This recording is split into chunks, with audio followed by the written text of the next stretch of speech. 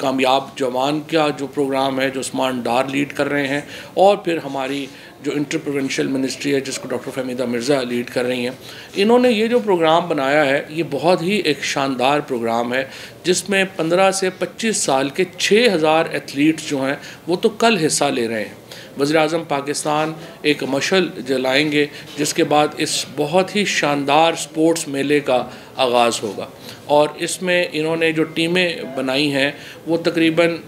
7 बड़े खेल हैं जिनको ये रिप्रेजेंट कर रहे हैं। हर डिवीज़न को एक रीजन जो है वो डिक्लेयर किया गया है पूरे पाकिस्तान से। मुझे बहुत ही ज़्यादा इस बात की भी खुशी है कि जहाँ 3300 हमारे जो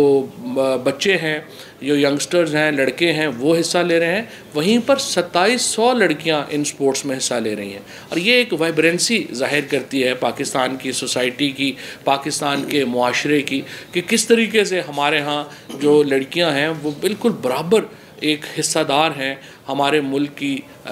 हमारी रियासत की सियासत में, हमारी मईशत में और हमारी स्पोर्ट्स में। और ये जो इवेंट होने जा रहा है कल, इससे एक और मौका मिलेगा पाकिस्तान की यूथ को